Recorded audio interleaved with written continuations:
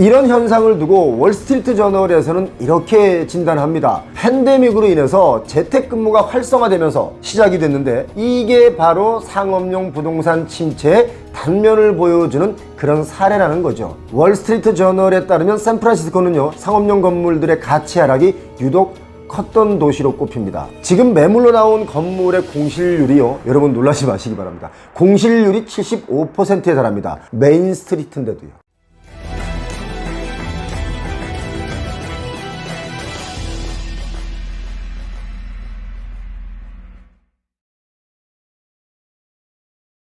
부동산에 관심이 있는 분들이라면 오늘 제가 하는 이야기에 정말 귀 기울여 주셨으면 좋겠습니다. 아주 중요한 얘기거든요. 미국 부동산 시장 그리고 금융권의 최대 위기의 뇌관으로 떠오른 것이 오피스 시장에 대한 그 이야기를 드릴까 하는데, 이건요 우리나라도 마찬가지이기 때문에 아파트, 오피스텔, 지식산업센터의 위기에서 이제는 오피스 빌딩, 상업용 부동산의 위기가 터질 수 있다는 것입니다. 오피스 임대료가 지난 13년 만에 지금 최고치로 올라 있죠. 그래서 투자 가치가 부각이 되면서 상업용 부동산 시장에도 이게 방향이 지금 바뀌어가고 있습니다. 한동안 잘 된다 싶으니까 우후죽순처럼 생겨나던 그 호텔, 또 하이엔드 주거시설은 이제 인공호흡을 해도 살아나기 어려울 정도로 영업도 안 되고 분양도 안 되고 있는데, 그러다 보니까 주거용보다는 오피스 빌딩으로 시행사나 건설사들이 방향을 틀어서 돌아섰습니다. 그런데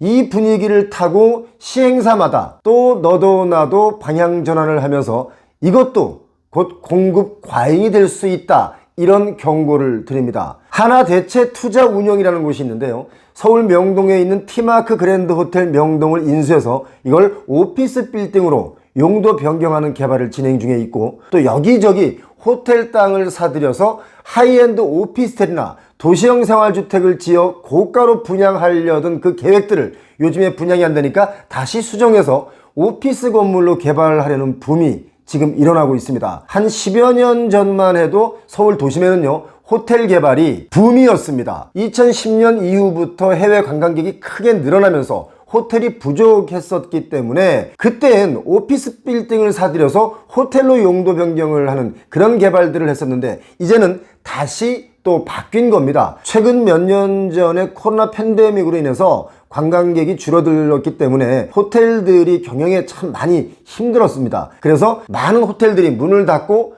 매각을 했죠. 반포에 있는 쉐라톤 팔레스 호텔 팔렸습니다. 용산구 이태원의 크라운 호텔, 이 크라운 호텔은 현대건설에서 21년 12월에 2,500억을 주고 사서 여기다가 150가구 규모의 아파트와 주거용 오피스텔로 이제 변하게 되죠. 바뀐 거예요. 또 그러고 독산동에 있는 노보텔 엠버서드 호텔 여러분 잘 아시죠? 이 부지는 주상복합 284가구로 바뀌고 있습니다. 여기뿐만이 아니죠. 명동에 있는 스카이파크 호텔 센트럴, 청담동의 프리마 호텔, 논현동의 힐탑 호텔, 또 제주도에는 제주칼 호텔이 개발사에 팔렸고요. 대전의 유성 호텔도 마찬가지입니다. 이렇게 거의 모든 호텔이 다 주상복합 또는 하이엔드 오피스텔, 도시형 생활주택으로 바뀌는 계획으로 호텔들을 사들였는데, 이제 왜냐하면 그 당시는 뭐 분양만 하면 완판이 되니까 너도 나도 시행사마다 호텔 땅을 사서 개발을 하려고 달려들었죠. 그런데 지금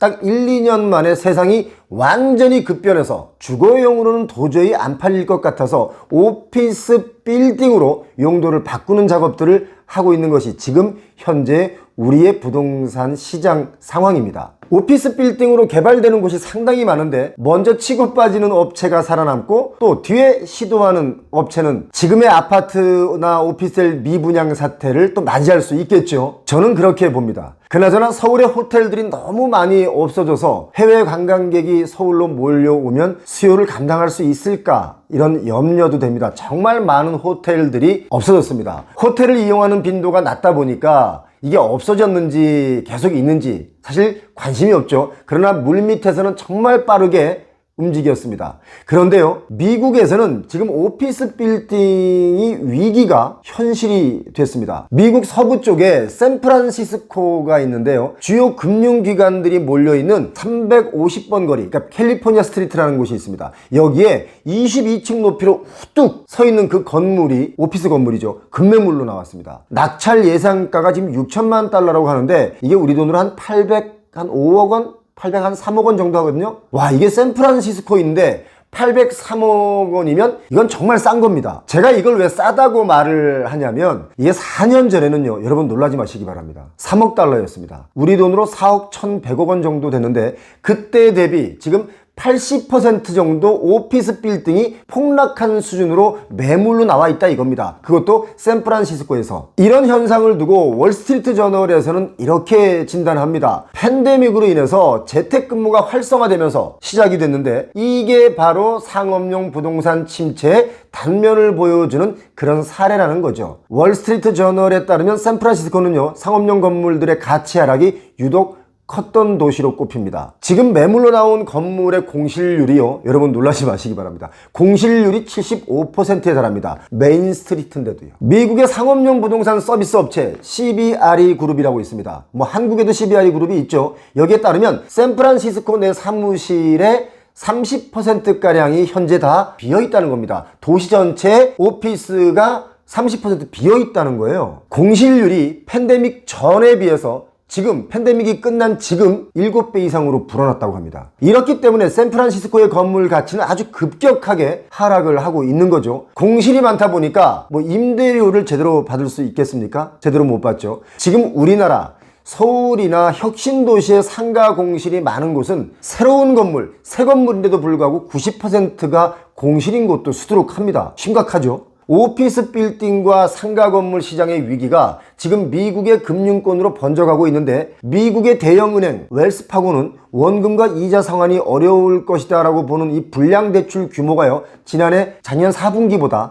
올해 1분기에 이게 4배로 급증했다고 추산을 하고 있습니다. 그만큼 미국이 어려워지고 있다는 거죠. 보아라고 아시죠? 뱅크 오브 아메리카. 여기에서 조사한 내용을 보니까 응답자 중에 절반 이상이 연쇄적으로 신용위기가 발생할 가능성이 높은 것으로 바로 상업용 부동산 시장을 꼽았습니다. 상가 건물을 담보로 한 부실대출 규모가 작년 12월 이후에 50% 이상 폭증을 했는데요. 모건 스탠리에 따르면 전체 상업용 부동산 담보대출이 4조 5천억 달러인데요. 그 중에 3분의 1 정도가 2025년 말 이전에 만기가 도래하기 때문에 위기가 멈춤이 아니고 계속 위기의 연속이라는 거죠. 지금 미국 은행들은 사실상 발등에 불이 떨어졌습니다. 전체 대출 중 상업용 부동산 담보대출이 차지하는 비중이 대형은행, 큰 은행의 경우는 한 13% 수준인데 중소형 은행의 경우는 40%나 된다고 합니다. 그렇기 때문에 미국에서 또 언제 은행 파산 이야기가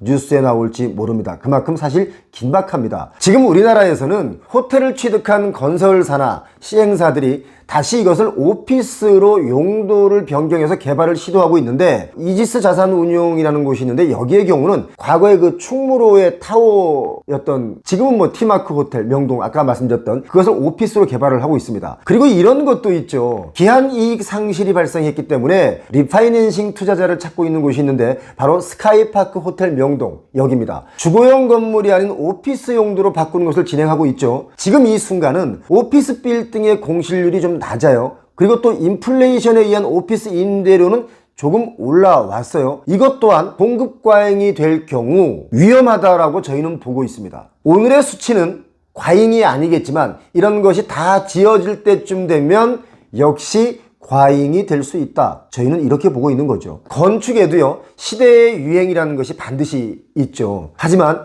건물을 설계하고 인허가 받고 짓는 데까지 걸리는 시간이 유행보다 빠르지 않다는 겁니다. 유행이 더 빠릅니다. 초저금리가 만들어준 부동산 버블이 이제는 고금리와 경기 위축으로 인해서 거품의 크기가 좀 줄어들고 있다고 저희는 보고 있는데, 자, 우리의 부동산 이제 인구도 줄어들고 있죠. 그리고 높은 인플레이션으로 인해서 우리들 실질 소득도 줄어들었습니다. 그러면 어떻게 부동산 시장은 갈까요? 이제는 아마도 집중화 현상이 뚜렷해질 것이다 이렇게 보고 있는데요. 아마도 입지 좋은 곳으로 갈아타려고 하는 심리가 더 강해질 거라고 보고 있습니다. 요즘 제가 가장 많이 받는 질문도 갈아타려고 하는데 어디가 좋으냐, 또는 상가를 산다면 어떤 것을 사야 되느냐, 또 작은 건물을 사면 어느 동네가 좋으냐, 이런 것을 물어보시는 분들이 상당수 많이 늘었습니다. 저는 이것을 자산에 집중하라고 봅니다. 여러 채의 집을 갖기보다 더 확실한 곳으로 집중하는